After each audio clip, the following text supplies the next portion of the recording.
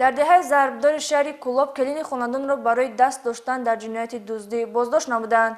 гумонбаршуда $60,000 падаршавҳарашро бо роҳи пинҳонӣ тасарруф кардаву аз ин маблағ мошинҳои гаронарзиш харидорӣ намудааст ки ин амали ӯро кормандони милисия ошкор намуданд.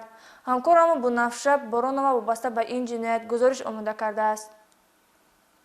ҳастанд нафароне ки ба хушбахтии худ ва аҳли оила нигоҳ накарда даст ба дуздӣ мезананд ки боиси сар задани нохушиҳо дар оила мегардад. охирҳои моҳи майи соли 2020 тахминан соатҳои 14:15:00 шаҳрванд Абдуллоева Мусаллама Қиёмиддиновна соли таваллудаш 28 ноябри соли 1999 зода ва истиқоматкунандаи шаҳри Кӯлоб маҳаллаи Раҳимзода бо мақсади амалӣ намудани кирдорҳои ҷинояткоронааш дар худ нақшаи тасарруф намудани маблағҳои пасандози падаршавҳараш Қосимов Сайдамон сокини шаҳри Кӯлоб ҷамоати деҳоти Зарбдор деҳаи Андаробро таҳризӣ намудааст. сипас ҷиҳати амалӣ намудани нақшаи таҳризӣ намудааш бо истифода аз калид қулфи дари сандуқи оҳанини дар қисми поёни ҳавлии падаршавҳараш бударо кушода аз дохили он маблағи умумӣ ба миқдори $60,000 амрикоиро тариқи пинҳонӣ тасарруф намудааст. пас маблағҳои бо роҳи дуздӣ ба даст овардаашро пурра ба манфиати худ сарф намуда